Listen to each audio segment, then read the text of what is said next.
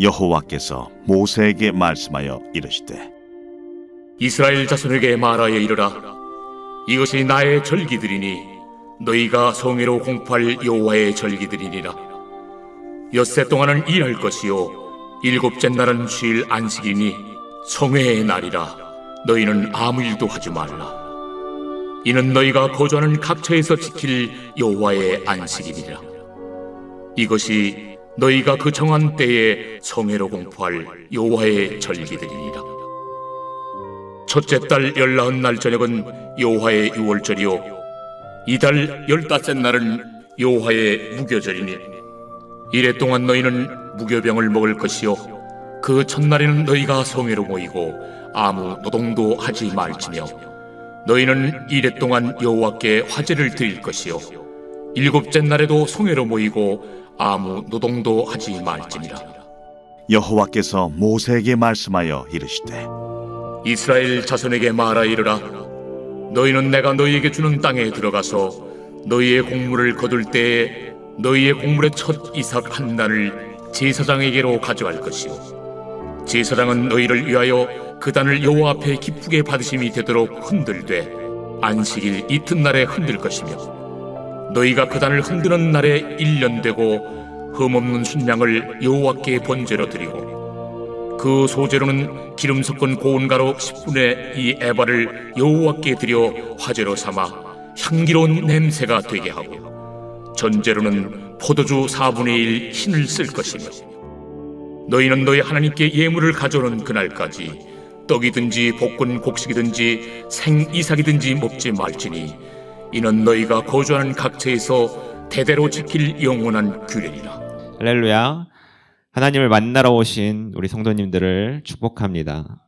우리 마음의 소원이 오직 하나님만을 바라보며 예수님의 십자가를 지고 예수님의 제자로서 살아가게 되시기를 소원합니다.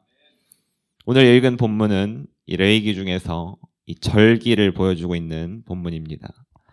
레위기 23장은 절기장이라고 해서 안식일을 중심으로 7가지의 절기, 유월절, 무교절, 초실절, 칠칠절, 나팔절, 속죄일, 초막절을 순서대로 나타내고 있습니다. 이 절기는 가장 분명하게 드러난 이 그리스도의 그림자입니다. 예수님께서는 가장 먼저 유월절에 어린 양으로 이 땅에 오셨고 누룩 없는 무교병과 같이 죄가 없으시고 초실절의 첫 이삭 한 단을 하나님 앞에 드림과 같이 가장 먼저 이 죽은 자들의 첫 열매로서 부활하게 되셨습니다. 그 이후에 승천하시면서 누가복음 24장 49절에 보면 내가 내 아버지께서 약속하신 것을 너희에게 보내리니 너희는 위로부터 능력이 입혀질 때까지 이 성에서 머물라고 말씀하십니다. 그럼 약속하신 것이 무엇인지 이 요한복음 24장 16절에 보면 내가 아버지께 구하겠으니 그가 또 다른 보혜사를 너희에게 주사 영원토록 너희와 함께 있게 하리니 즉 보혜사 성령님을 우리에게 허락하셨습니다. 이는 사도행전 2장 오순절 날에 성령님이 제자들과 함께하는 자들에게 임재하심으로 이루어집니다. 더불어 구약의 77절 7일이 7번 그리고 그 다음날 한 날까지 포함해서 50일이 지난 이 오순절을 통해서 이 77절의 절기가 그대로 이루어진 사건입니다. 여기까지가 이 구약의 절기들이 이 땅 가운데 우리 삶 가운데 이루어진 사건입니다. 우리는 7가지의 절기 중 4가지는 이루어졌습니다. 하지만 나머지 3가지는 아직 우리에게 이루어지지 않았습니다. 이 나팔절은 예수님께서 다시 오실 이 재림 사건 때 나팔 불며 내려오심을 상징하고 있고 이 속죄일을 통해 아직 예수님을 믿지 않아 속죄되지 못한 사람들은 하나님의 백성 중에서 끊어지게 되는 심판을 보여주고 있고 초막절은 우리가 하나님과 함께 하나님의 장막 안에 거주하게 되는 즉 천국에서의 이 삶을 살아가게 될 것을 보여주고 있는 것입니다. 이 구약에서 이 절기들은 1년 동안에 모든 것이 이루어져 있습니다. 하지만 지금을 살아가고 있는 우리에게 이 절기들은 현재 진행형입니다. 어느 때 예수님께서 재림하실지 누구도 모르고 어떤 방법으로 이루어질지도 우리는 알 수가 없습니다.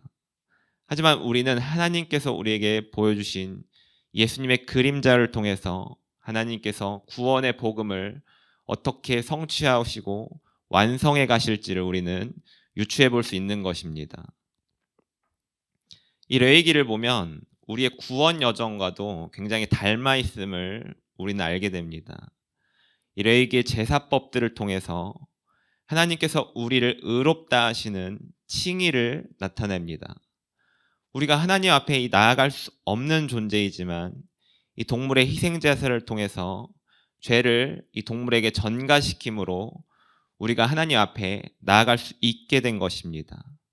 하지만 계속해서 죄를 지으면 끊임없이 드려야 하는 제사가 바뀌었습니다. 예수 그리스도께서 십자가에서 피 흘리심으로 인해 단 한 번의 희생 제사로 우리의 모든 죄를 사해 주신 것입니다. 히브리서 7장 27절 그는 저 대제사장들이 먼저 자기 죄를 위하고 다음에 백성의 죄를 위하여 날마다 제사 드리는 것과 같이 할 필요가 없으니 이는 그가 단번에 자기를 드려 이루셨음이라. 히브리서 9장 12절 염소와 송아지의 피로 하지 아니하고 오직 자기의 피로 영원한 속죄를 이루사 단번에 성소에 들어가셨느니라.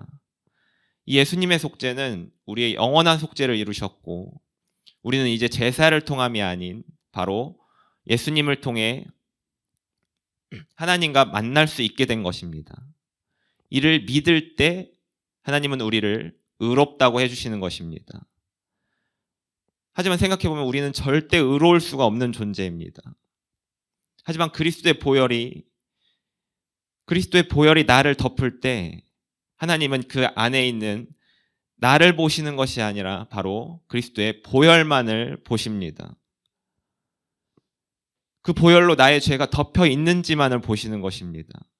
나의 마음이라는 이 도화지에 여러 가지 죄가 덕지덕지 지저분하게 발라져 있습니다. 한두 가지 죄가 아니라 내가 셀 수도 없는 죄가 얼마나 뒤덮여 있는지도 모릅니다. 셀 수 없는 색으로 몇 겹을 그렸는지도 우리는 알 수가 없을 만큼 굉장히 그 죄가 너무나도 많고 너무나도 두껍게 발라져 있습니다. 하지만 그 위에 예수님의 보혈을 바릅니다. 우리 주님께서 십자가에서 피 흘리신 그 존귀한 보혈이 내 안에 있는 엄청난 죄들을 덮으십니다. 그리고 우리 주님께서 나에게 말씀해 주십니다. 나의 의로운 자야. 로마서 5장 18절 그런즉 한 범죄로 많은 사람들이 정죄에 이른 것 같이 한 의로운 행위로 말미암아 많은 사람이 의롭다 하심을 받아 생명에 이르렀느니라. 이렇게 예수님의 보혈로 하나님 앞에 나아가게 된 우리에게 이제 또 하나의 문제가 있습니다. 계속해서 이 죄와 익숙하게 살아왔던 나의 삶이 이 하나님과 어울리지 않는 것입니다. 하나님과 가까이 할 수 있게 되었지만 나의 삶이 하나님께 보여드리기 부끄러울 정도로 이 하나님과 어울리지 않는 것입니다. 제가 예전에 시청한 EBS 다큐멘터리 중에 꼴찌가 1등처럼 살아보기라는 이 프로그램이 있었습니다. 컨셉은 너무나도 간단합니다. 전교 꼴찌가 전교 1등의 바로 옆자리에서 전교 1등과 함께 생활하는 이 에피소드를 그린 것입니다. 전교 1등의 이름이 도윤이, 그리고 꼴찌는 규민이입니다. 규민이는 도윤이의 바로 옆자리에 앉습니다. 그리고 도윤이가 하는 모든 공부를 따라하기 시작합니다. 그런데 처음부터 잘 될 수가 없습니다. 이 꼴찌인 규민이는 수업을 알아듣지 못하고 계속해서 졸기 시작합니다. 그때마다 옆에 있는 이 1등인 도윤이는 계속 규민이를 깨웁니다. 그러면서 규민이는 피곤하려고 노력을 하고 있다. 졸려서 자는 게 아니라 자려고 노력을 하면서 졸고 있다고 말을 합니다. 그런 규민이에게 이 도윤이는 자기의 공부 스케줄을 줍니다.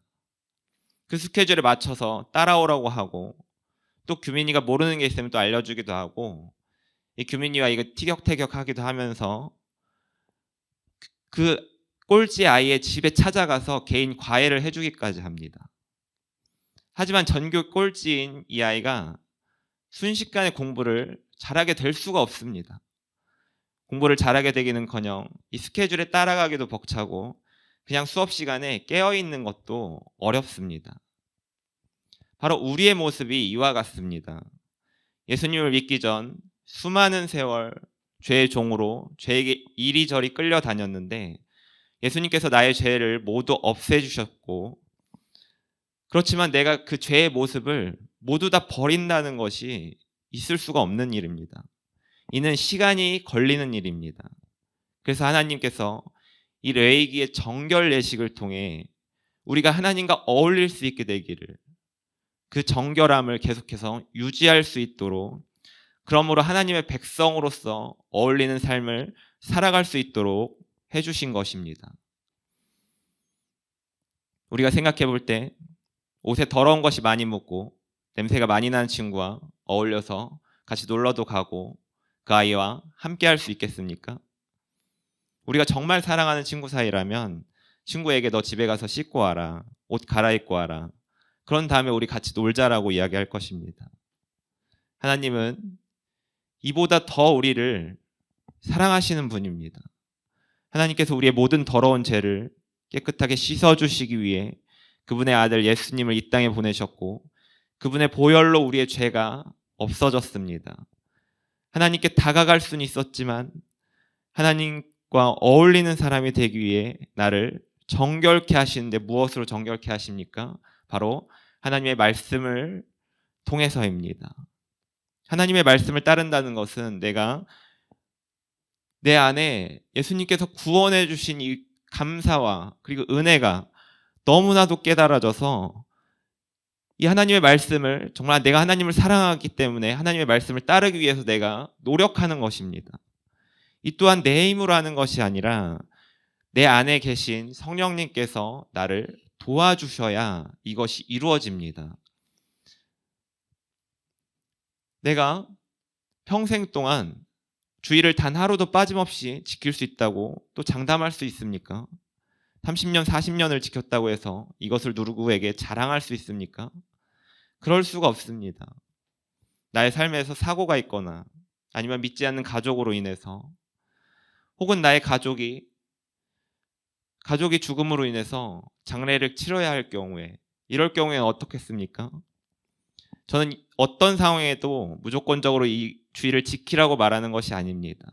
이런 상황, 형편, 처지를 성령님께서 가장 잘 아시기에 성령님께서 인도해 주실 때 내가 이 주일에 교회에 나와서 하나님 앞에 예배를 드릴 수 있고 하나님을 만날 수가 있게 되는 것입니다. 나의 힘과 의지로 이루어지는 것이 아닙니다. 하나님의 말씀이 내 안에 있고 그 말씀이 나의 삶 속에서 살아서 역사할 수 있도록 이 성령님의 도우심이 필요하다는 것입니다. 제가 대학교 3학년 때 유럽으로 교환학생을 갔습니다. 저는 그때 외국에 처음 나갔고 비행기도 처음 타봤습니다. 비행기를 갈아타고 18시간이 걸쳐서 그곳에 도착했고, 그렇게 학교에 도착해서 이것저것 일처리를 그 한 주간에 하다 보니 첫 번째 주일에는 교회에 가지를 못했습니다. 그러다가 두 번째 주에는 좀 여유가 생겨서 교회를 찾으러 돌아다녔지만 그곳의 교회는 찾지 못했습니다. 그래서 그곳에서 가장 큰 성당에서 미사를 드렸습니다. 하지만 그렇게 미사를 드리는 도중에도 저와 맞지 않았고 계속해서 교회를 찾던 중에 저를 담당했던 또 학교 관계자를 통해서 다른 곳을 가봤지만 그곳은 교회가 아니라 정교회 같은 느낌이었습니다. 그러던 도중에 이 기숙사에서 관리자로 일하고 있는 사람이 제가 교회를 찾고 있다고 말하자 그 사람이 자기가 다니고 있는 교회가 네가 찾고 있는 교회 같다면서 저를 그 교회로 초청했습니다. 이때가 제가 교환학생으로 그곳에 간 지 2달이 지난 시점입니다. 저는 그곳에 들어가자마자 정말 내가 찾고 있는 교회임을 저는 깨달았고 그들과 교제도 나누고 이 교환학생 기간 동안에 남은 시간에 그들과 좋은 시간을 보냈었습니다. 제가 그때 이와 같은 과정을 거치면서 정말 내가 깨닫게 된 것은 바로 하나님의 허락하심이 없으면, 성령님의 인도하심이 없으면 내가 하나님 앞에 나아갈 수 없음을 제가 깊이 깨달았습니다. 사랑하는 성도님들, 우리가 주일에 하나님 앞에 나올 수 있게 되는 것은 하나님의 허락하심이 있기 때문입니다. 제가 그냥 나오고 싶다고 해서 나오지는 것이 아닙니다. 나의 삶 속에서 성령님이 함께함으로 하나님께서 나를 향한 뜻과 목적을 이해할 수 있는 것도 하나님의 허락하심이 있기 때문입니다. 하나님은 우리에게 말씀을 허락하셨고 또 말씀을 지키라고 하셨지만 우리 힘으로는 그것이 불가능함을 알고 계십니다. 그래서 우리 안에 함께 하신 이 보혜사를 보내주셔서 이 모든 것을 성취하고 계신 것입니다. 그럼 우리 세 번째 적용 질문, 뒤를 보시면 세 번째 적용 질문으로 우리 설교를 마치도록 하겠습니다. 하나님의 은혜가 아니라 내 힘으로 얻었다고 생각하는 것은 무엇입니까? 우리 모두가 기억해야 할 사실은 바로 하나님의 허락이 있기에 내가 이 땅에서 누릴 수가 있습니다. 내가 가진 모든 것은 하나님께 속해 있지만 하나님께서 내 안에 허락하셨기에 내가 사용할 수 있는 것입니다. 우리 모두 이것을 기억하시며 내게 속한 모든 것이 하나님의 것이라는 고백을 통해서 하나님께 나의 첫 이삭을 구별해 드림으로 하나님을 기쁘시게 하는 하루가 되시기를 축복합니다. 기도하겠습니다. 거룩한 하나님 아버지, 내가 하나님과 함께 할 수 있도록 나를 의롭다 하시니 감사합니다. 이제 내가 아버지께 어울리는 자가 될 수 있도록 죄의 흔적을 지워내게 하시며 오직 말씀을 따라 성령님의 음성에 순종하는 삶을 살게 하여 주사 내 힘이 아닌 하나님의 은혜를 기억하게 하여 주옵소서. 예수님의 이름으로 기도합니다. 아멘.